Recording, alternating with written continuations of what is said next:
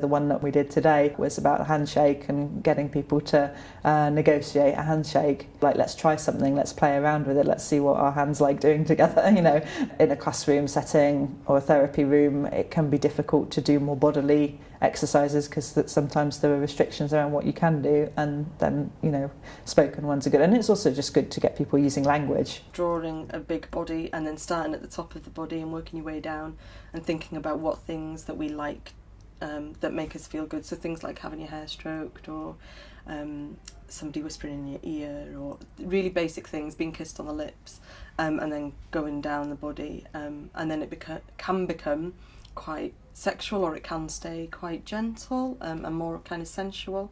Maybe even questioning the line between sexual and other practices. So you might want to include sensual things like massage and stuff on there. You might want to include, you know, more erotic stuff that maybe not sexual per se. A big long list, and then they can put yes, no, maybe, whether they'd like to do that thing. So, you know, it starts to expand the sexual imagination, and it also starts to get thinking about consent and what people, you know, consent to or not.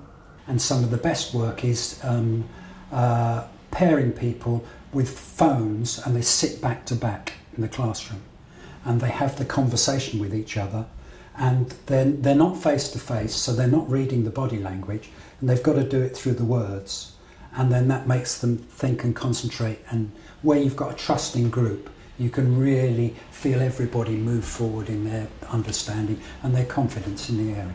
But I also use artwork quite a lot, so I get people making collages or models about their sexual experience. You know, you can maybe model a positive and a negative one. One way I've done that is with LGBT young people, so they model how they feel in their sexuality when they're in an LGBT space versus in everyday life. So they create two models. It could be Lego, plasticine, a collage, and it would take maybe 20 minutes to make the two models, and then we'd have about 40 minutes for discussing the differences between the two models, you know.